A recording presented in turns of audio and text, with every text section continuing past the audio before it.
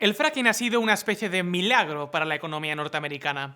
Hoy Estados Unidos ya es el mayor productor de petróleo y gas de todo el mundo. Sin embargo, esa estrella podría estar apagándose. Ojo con todo lo que os vamos a contar en este vídeo. Sus implicaciones son enormes. Arranquemos.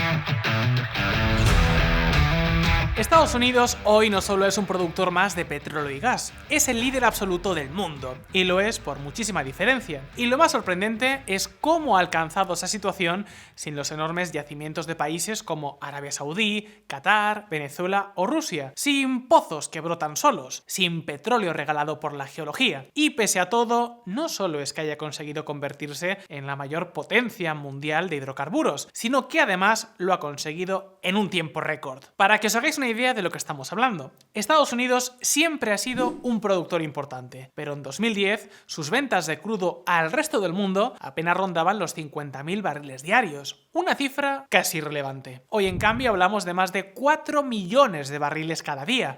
Sí, más de 4 millones. Una transformación tan brutal que parece directamente sacada de una historia de ciencia ficción. Como si hubiera bastado pulsar un botón para hacer fluir el oro negro. ¿Que cómo lo han logrado? La respuesta evidentemente no está en la suerte, sino en la tecnología, la innovación y algo muy concreto: el espíritu empresarial de un país capaz de encontrar oro donde otros solo ven piedras. En este caso, oro negro entre las piedras. Porque el verdadero secreto de esta revolución no ha sido otro que el fracking. Una polémica tecnología que, más allá de las controversias, cambió las reglas del juego. Permitió extraer petróleo y gas de rocas que durante décadas se consideraban completamente inútiles. Recursos que estaban ahí, pero que nadie sabía cómo explotar. Y es que el fracking o fracturación hidráulica consiste básicamente en perforar a gran profundidad y romper la roca desde dentro. Se inyecta agua a altísima presión mezclada con arena y ciertos aditivos para crear miles de microfracturas. Luego, cuando la presión baja, la arena mantiene esas grietas abiertas. Y es entonces cuando el petróleo y el gas, atrapados durante millones de años, empieza a fluir. No es una idea nueva. Los primeros experimentos se remontan a 1947 y su aplicación comercial llegó en 1949. Sin embargo, durante décadas fue una técnica limitada, muy cara y terriblemente poco eficiente. Hasta que todo cambió.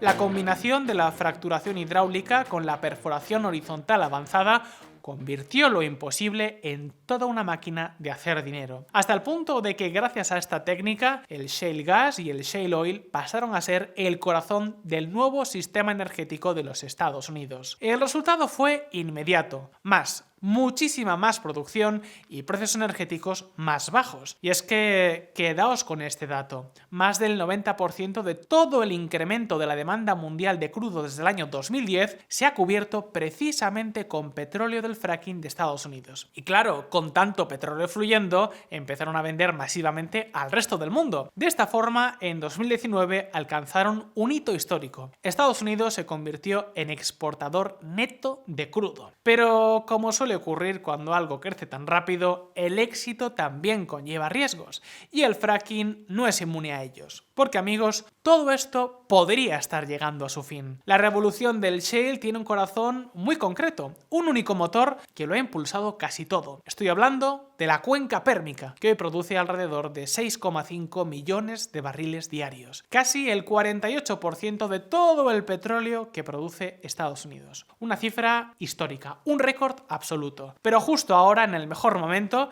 está comenzando a surgir un problema. El fracking tiene una alta tasa de declino. Es decir, los yacimientos se agotan muy rápido y por eso hay que perforar constantemente. Pues bien, el problema es que los mejores sitios se están agotando. Las zonas donde el petróleo fluía con mayor facilidad ya han sido explotadas. Aproximadamente 2/3 del núcleo de Midland y más de la mitad del núcleo de Delaware ya están perforados. Y eso obliga a la industria a avanzar hacia terrenos periféricos, zonas que son menos ricas, más complejas, más gaseosas y menos rentables. Y ahí el juego cambia: menos petróleo, más gas, más agua, más costes y una eficiencia claramente menor.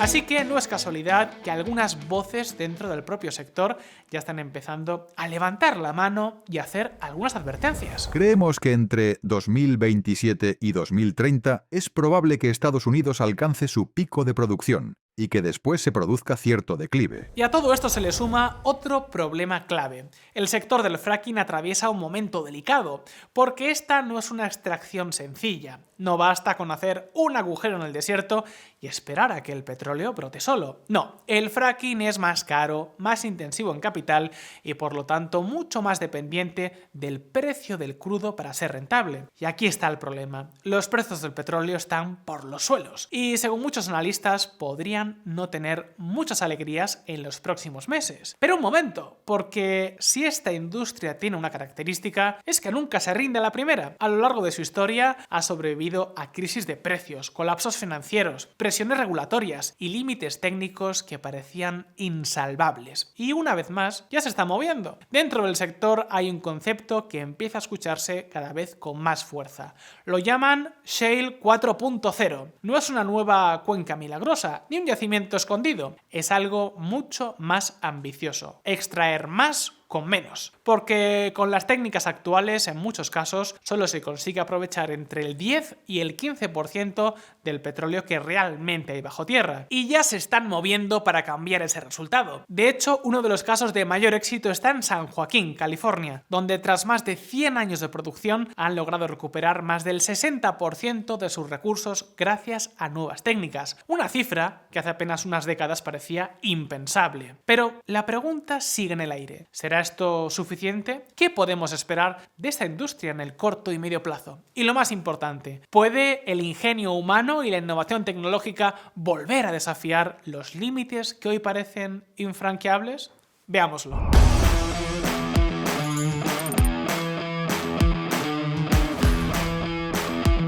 Bien, para entender cómo hemos llegado hasta aquí tenemos que sumergirnos en las raíces de esta tecnología, porque lógicamente el fracking no nació de la nada y tampoco es una idea reciente ni un invento de laboratorio del siglo XXI. Sus raíces se remontan más de 150 años atrás en el tiempo. Ya en la década de 1860, en la costa este de los Estados Unidos, los primeros productores utilizaban nitroglicerina y otros explosivos para fracturar rocas duras y estimular pozos de petróleo. Era un método rudimentario, peligroso y muy irregular, pero sentó una idea clave. Si rompías la roca, el petróleo podía fluir. Con el paso del tiempo, la industria fue refinando ese enfoque. En los años 30, los explosivos fueron sustituidos por la inyección de ácidos, una técnica más controlada que permitía grabar la roca y mantener abiertas las fracturas, mejorando la producción en yacimientos de baja permeabilidad. Luego, un gran salto llegó después de la Segunda Guerra Mundial. En 1947, en un campo de gas de Kansas, se realizó el primer experimento de lo que hoy llamaríamos fracturación hidráulica moderna. Se inyectó un fluido a alta presión, mezclado con arena, para fracturar la roca a cientos de metros de profundidad. No fue un éxito espectacular, pero demostró que el principio funcionaba. Luego, poco después, en 1949, Halliburton realizó las primeras aplicaciones comerciales exitosas en Oklahoma y Texas. Y ahí empezó todo. Desde ese momento, la técnica se fue expandiendo por la industria norteamericana y poco después por el resto del mundo. En los años 50, incluso la Unión Soviética comenzó a experimentar con esta tecnología mientras Europa y África adoptaban variantes propias. Y así, durante las décadas siguientes, el fracking evolucionó. En los años 60 y 70 apareció la fracturación masiva, con mayores volúmenes de fluido y arena para abrir fracturas más extensas en rocas cada vez más compactas.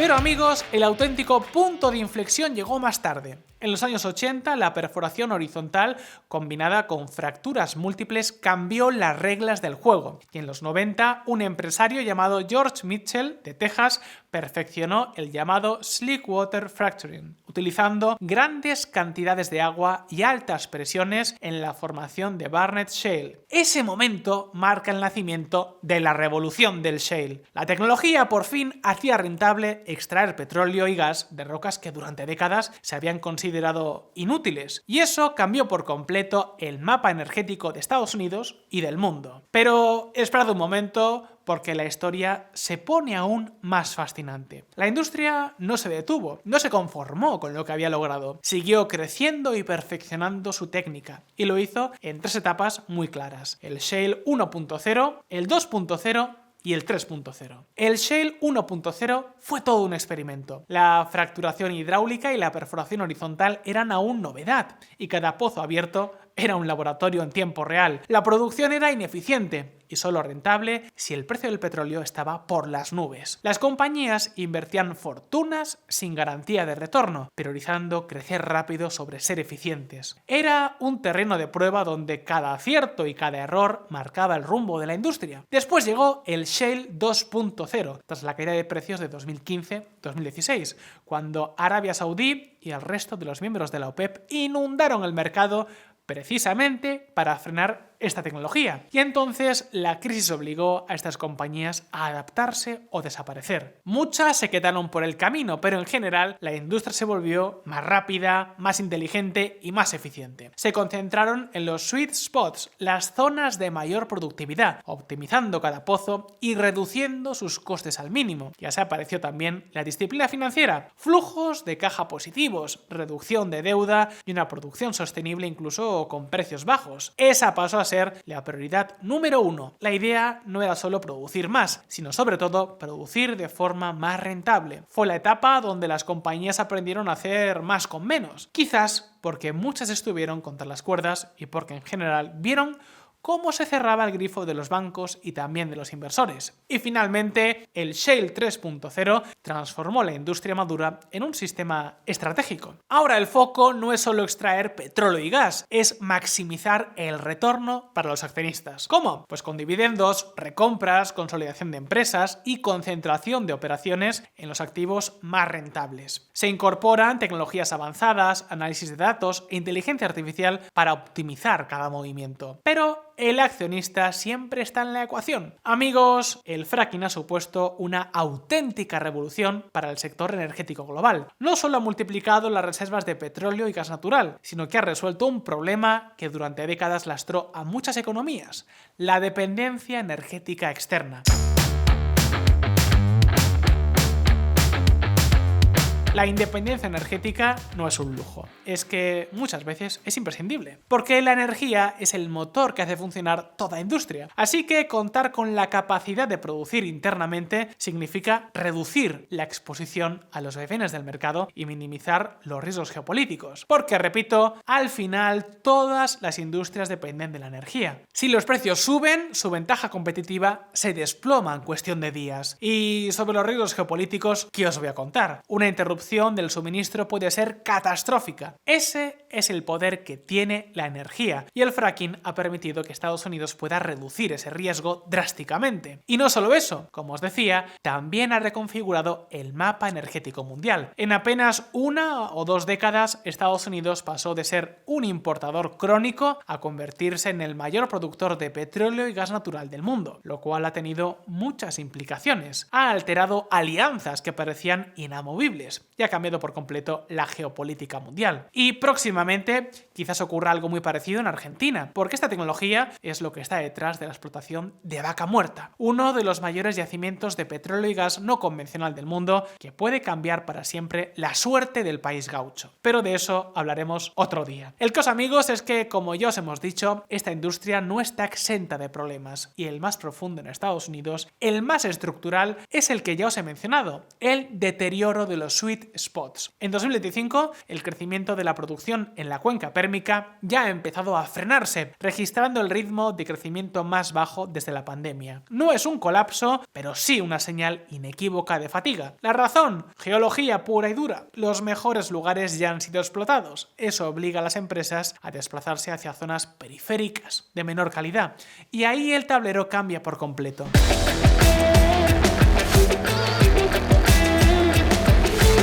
En esas áreas hay menos petróleo, pero mucho más gas y mucha más agua. El resultado: más costes, más tratamiento, más infraestructura y una eficiencia claramente inferior. De hecho, en apenas 10 años, la producción de gas se ha multiplicado por 8, mientras que la de petróleo lo ha hecho por 6. Eso ha disparado la ratio gas-petróleo y la cosa apunta a que se va a acelerar y mucho en los próximos meses. Y cuando esa ratio se eleva demasiado, muchos pozos dejan de ser realmente petroleros y pasan a comportarse como pozos de gas, más caros de procesar, menos lucrativos y más difíciles de transportar. Y luego también el agua se está convirtiendo en otro gran cuello de botella. En el Pérmico, de media, se extraen 4 barriles de agua por cada barril de petróleo. En las zonas periféricas, esa cifra puede llegar a 12 barriles de agua por 1 de petróleo. Y claro, gestionar esa enorme cantidad de agua cuesta muchísimo dinero, mucha energía y un montón de permisos.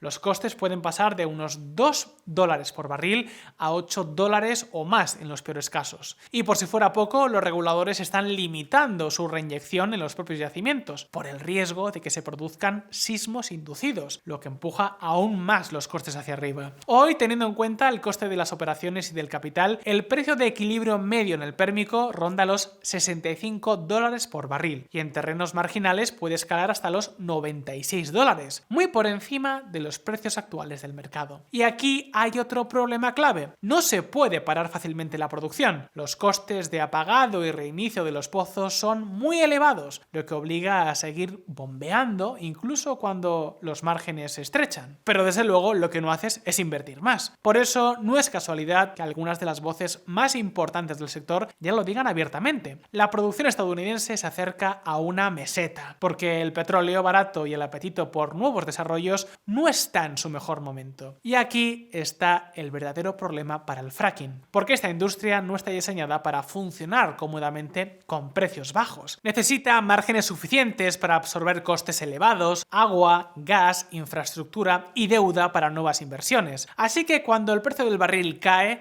cada pozo se vuelve una apuesta más arriesgada. En resumen, ¿qué podemos esperar?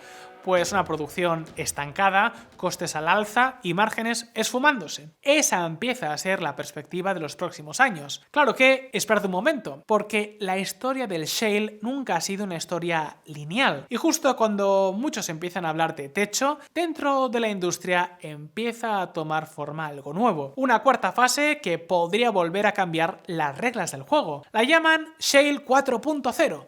Ya lo hemos visto antes. Pese a décadas de avances tecnológicos, el shale estadounidense solo recupera entre el 10 y el 15% del petróleo técnicamente disponible. Dicho de otra forma, entre el 85 y el 90% del petróleo sigue bajo tierra. Y eso para la industria no es un límite, es un desafío. El Shale 4.0 es básicamente una carrera de ingeniería para elevar ese factor de recuperación. Cada punto porcentual adicional vale miles de millones de dólares cuando se multiplica por decenas de miles de pozos en Texas, Nuevo México, Dakota del Norte o Colorado. Así es como lo resume Mike Wirth, CEO de Chevron. Sabemos dónde está el petróleo. Si dejáramos el 90% del petróleo sin extraer, sería la primera vez en la historia que no logramos averiguar cómo hacerlo. Si esta fase tiene éxito, el shale podría pasar de un crecimiento rápido pero finito a una producción sostenida a largo plazo, manteniendo el volumen sin necesidad de perforar de forma agresiva. Ojo con esto porque no se trataría de producir más. Al fin y al cabo, eso castigaría a la baja los precios. No, iría sobre todo de mejorar márgenes. Esta puede ser la nueva revolución en los hidrocarburos de cara a la próxima década. Amigos, amigas, la revolución del shale ya llevó la producción de líquidos petroleros de Estados Unidos a 20,3 millones de barriles diarios en 2024, un aumento de más del 200%